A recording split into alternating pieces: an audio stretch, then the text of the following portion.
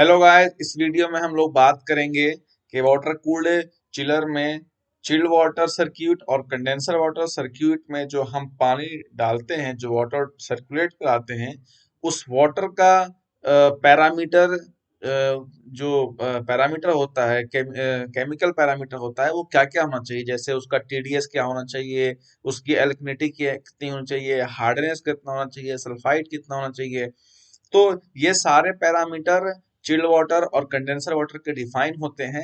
इसी पैरामीटर के पानी को हमें चिल्ड वाटर और कंडेंसर वाटर में सर्कुलेट कराना होता है।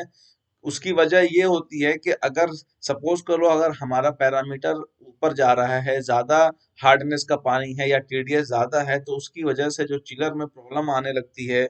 चिलर में जो ट्यूब होती है चिलर की, उस ट्यूब में आप एक तरह से स्केलिंग बोल रहे हो, स्केलिंग होने लगती है। या ट्यूब भी हमारी क्या होती है, धीरे धीरे खराब होने लगती है। उसमें पोरोसिटी आ जाता है, होल्स आ जाते हैं, क्योंकि केमिकल रिएक्शन जो होने लगता है। तो ये इसीलिए चिलर चिलर में कंडेंसर और आपका चिल वाटर में जो हम वाटर सर्कुलेट कराते हैं, उसका पैरामीटर डिफाइन है।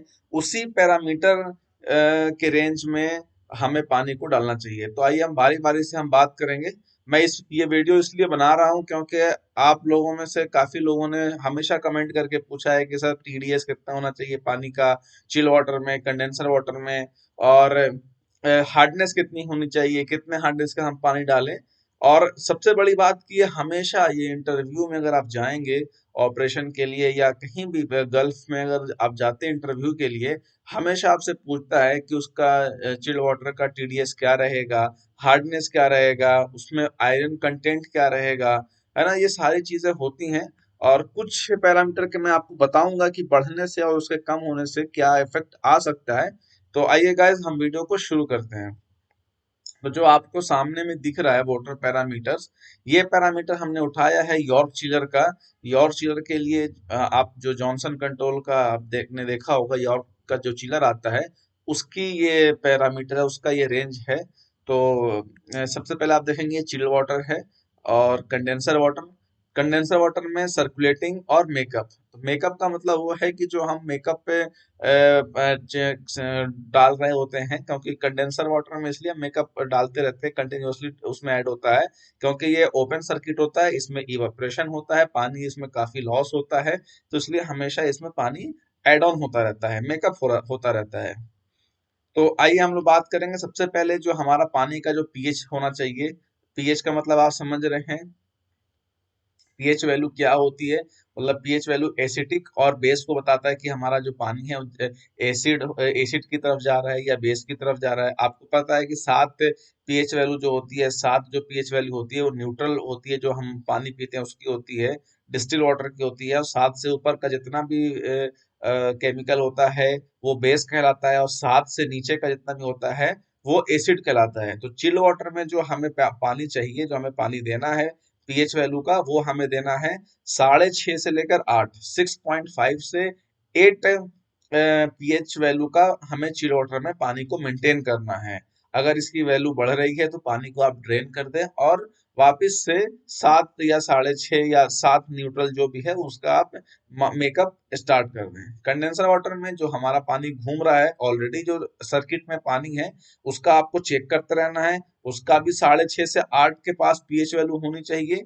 और आपको ये ध्यान देना है कि जो आप पानी मेकअप कर रहे हैं उसका भी पीएच वैल्यू आपका 6.5 से 8 तक होना चाहिए। ये कंडेंसर के लिए है।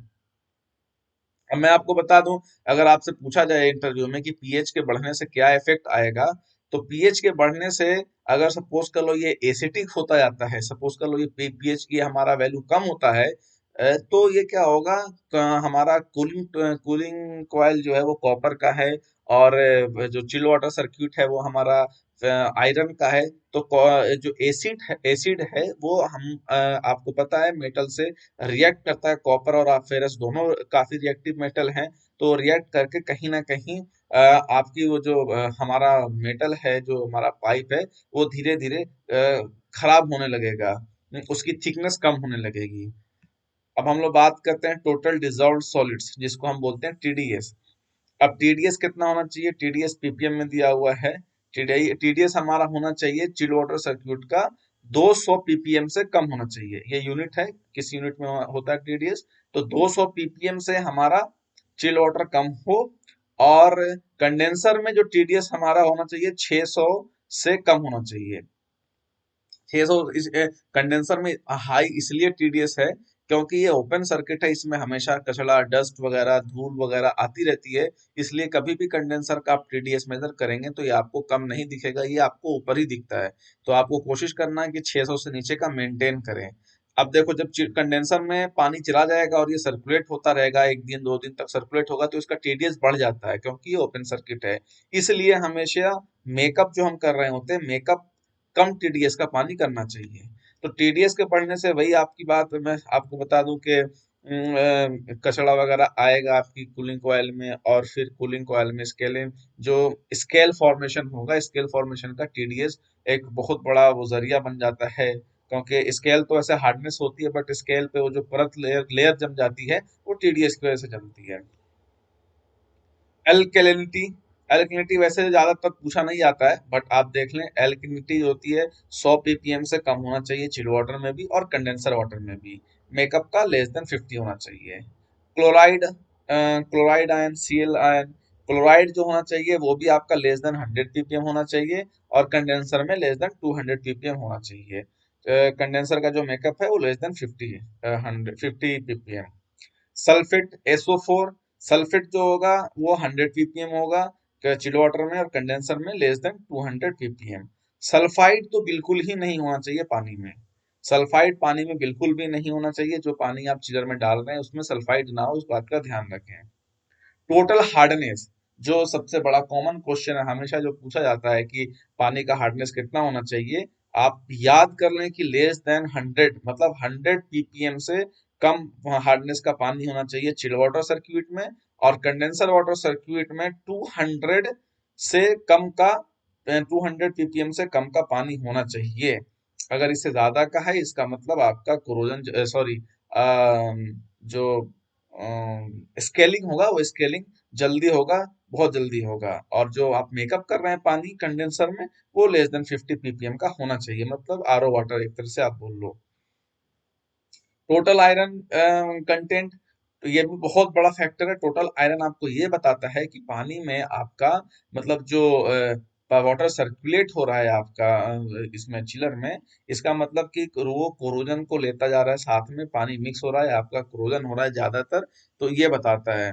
तो जो आयरन कंटेंट होना चाहिए पानी में वो लेस देन 1 पीपीएम होना चाहिए दोनों की केस में।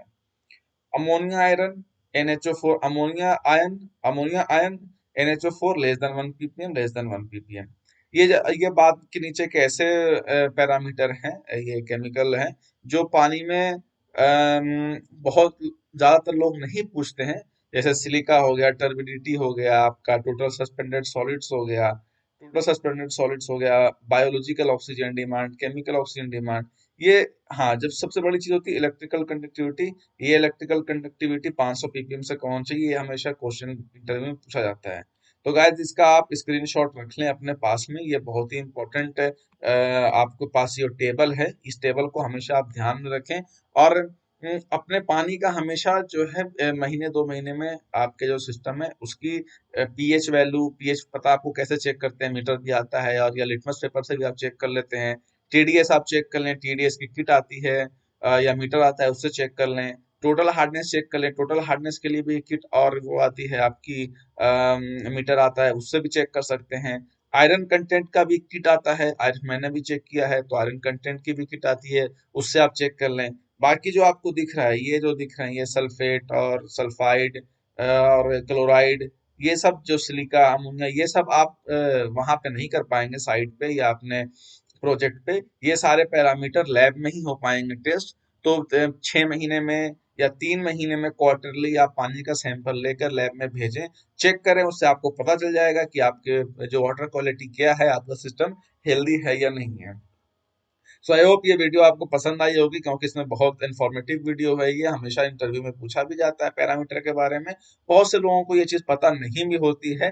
तो आप लोगों को ये चीज़ समझ में आ गया होगा। अगर इंफॉर्मेटिव वीडियो लगी, आप चैनल को जरूर सब्सक्राइब करें, वीडियो को लाइक करें, शेयर करें और दोस्तों के साथ जरूर शेयर करें। Thank you guys.